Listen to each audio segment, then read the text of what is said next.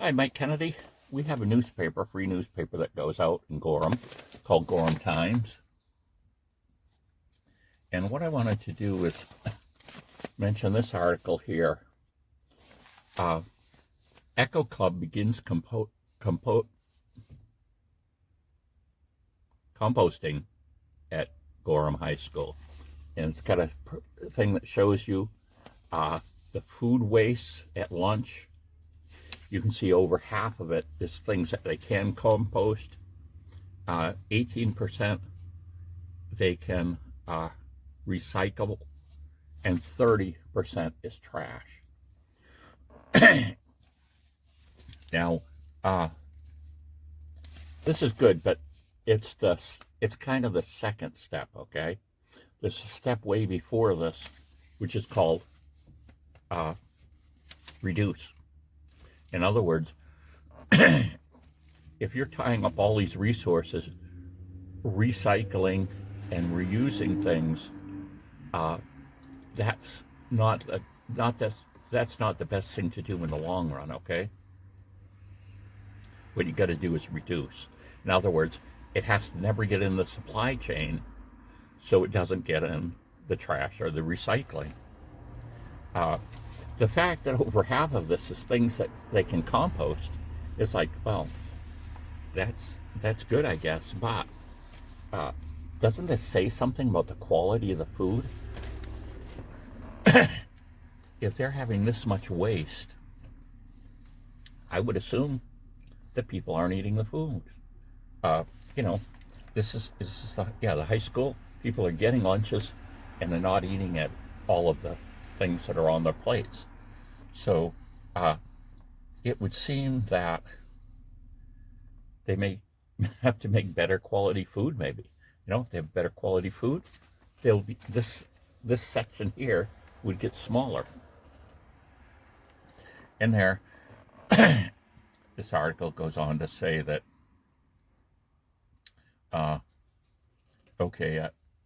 learned that the majority of the trash from lunch was actually food waste and paper that can be composted. So they're going to compost the paper, which is good. Because Gorham High School pays for trash by weight, this became a compelling reason to compost, alongside the environmental reasons that anaerobic conditions create methane, which increase global warming. So, like I say, kind of a good idea, but also, throwing all the effort into this, taking care of this, when they could be taking care of less of this. The paper, so their paper, I assume then it's 18% is recyclable, 30% trash. It doesn't say the majority is actually food waste and paper that can be composted. So I would assume that that's going to take some out of this too, the recyclable. So that it's hard to say. I mean, once you get paper with food on it, it becomes garbage. It doesn't become things that you can recycle through the normal channel. So recycling paper and but anyway, that's my opinion. It's like, oh yeah, it's good you're doing this. Very good. But come on, look at why half the trash is food. I mean, food is not being eaten. You're producing it and throwing it away. So that has to mean to me that you have, I can't imagine the portions are too large, but maybe that could be true. But it just seems to me there could be higher quality food that students would want to eat. Now, I don't know if their school lunch has changed since I was in school, but we would want to bring our lunches rather than eat the school lunches, because back when, at least my memories from school, I graduated in 71, was the the school lunches were pretty unappetizing, and I don't know if they were like it was good for you food or whatever, but I can still remember getting this little bowl and it had stewed prunes in it or something, and it was like I'm not going to eat that, and you could tell in the trash that you know in the trays that are being returned, you could see that some of these items were just never touched. The students didn't eat them. That's why it's always better, I think, to some degree. Now, maybe the Gorham has this now, I don't know. Is it being kind of a la carte? You have the things there and you pick what you want to eat. Maybe I could find that out, but I think that's typically when we look at this question of recycling and all of these things, if we're not spending sufficient time on the reduce, we're just making a lot of work for ourselves. You'll see some products now, and not a lot of them. Okay, you have a product that comes in, let's just say, we'll make up that it's window cleaner. There's a bottle there, it's got a spray thing on it and everything. You use it, that goes in the recycling, the whole thing, and you go buy another large plastic container that has the pump on it and everything. Well, there are some products that they will sell, even sometimes a concentrate, a smaller version that you would put it back in that original bottle and make it up with a certain amount of water. So the idea is then every time you purchase, you're using, and we're going to say we're still in plastic for this example. You're still in plastic, but the plastic is much less. You're throwing away a small amount of plastic as opposed to the large bottle and the actual pump. But I'm almost awake this morning. But you won't see very many products like that. So it's kind of too bad. Probably if they offered them, I don't know, more of them, people would do it. A lot of times people will say such and such and such and such, but it comes right down to what consumers are going to buy. In other words, if consumers always buy the bottle with a big pump on it each time, that's what they're going to make and manufacture. Now, if, like I say, you had this kind of, it might even be a larger amount of plastic to make the bottle more durable and the pump more durable, in that initial purchase, that would probably cost a little more than the cheaper, ones that you throw in recycling. You'd have this and you just keep refilling it, of course, until eventually something would go wrong, probably with a pump or something. Then it would go into recycling and you would purchase that thing again. But like I say, there's not many items like that you buy at all, but you can buy. So great job, Echo Club, but talk to the cafeteria about their menu. Talk to the students about the menu. I mean, maybe they should be doing stuff like having pizza, but sneaking ingredients into it. You can hear that sometime. You might put some kind of vegetable in the crust or something, like kale or something. You could do different things to change pizza to be more balanced and more nutritious, even though it tastes obscenely cheese and pepperoni-ish. So people will still want it. But there you go. Reduce. I think that's just, from my experience, being my age, I'm almost 70. Next year I'll be 70. And next February 18th, remember the date, I'll be expecting plenty of presents and cards in the mail. It just seems like that recycling just isn't as good an option as people think it is.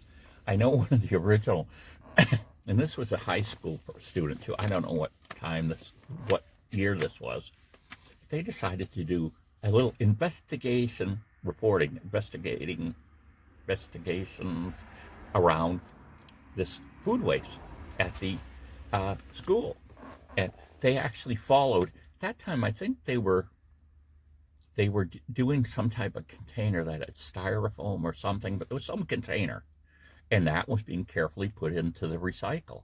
Well, this person found out that when it got to the recycler put it in trash, and they followed that loop through, and they went to the, at this time there were open dumps, and went to the dump, and you could just see, mounds of these container things, these trays, serving dishes and things that were all recyclable from the high school, and they were just being, landfilled or set out to decompose or something eventually.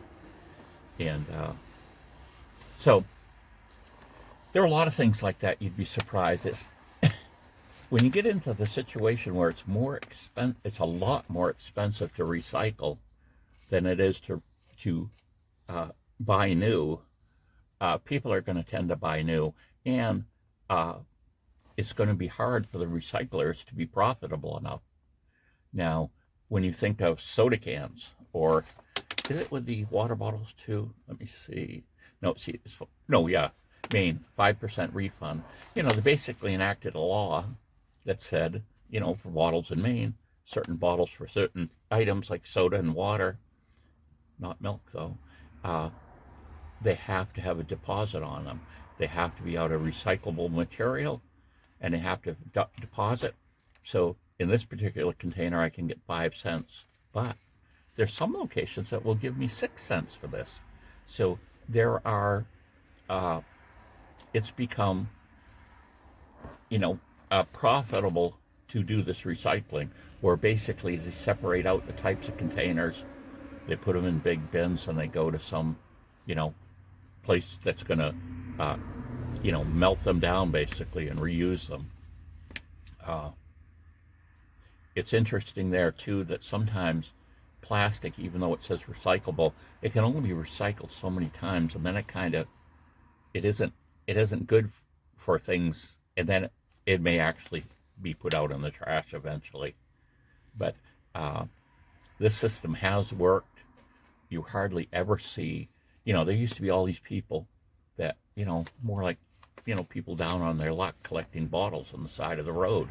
And my goodness, that's a pretty difficult thing to try to get money doing that now, because there's so little bottles and soda cans that are right next to the road like they used to be.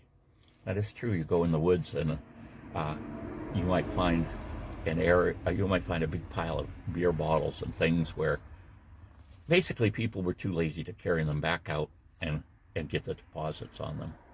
So anyway, reduce. And this container too, I should mention, although it's got this fancy contraption here, the ribbing and stuff, bottle makers have gone into the idea of making bottles with much less plastic. And that's, like I say, that's reduced. That's the thing that really works. Now, sometimes it does not enhance the user experience. I know I've gotten some containers where you go to drink out of them, and there's so little plastic that you end up squeezing it, and you end up with a kind of a mess. But there is a extremely valid thing in reducing. Talking about school milk containers, when I was young, when I was just a pup, we had the kind of flat, squarish, blockish, was closer to a square shape. And someone redesigned the containers to be taller and thinner, and it actually used 30% less plastic. Or less, I shouldn't say plastic, it's like cardboard, kind of a wax cardboard type thing. So these containers for the milk all of a sudden had 30% less material in them. So there you go, you've already got 30% of that contribution to the waste stream just gone. So tell me what you think. Should we recycle, reuse? I'm thinking only if we reduce first.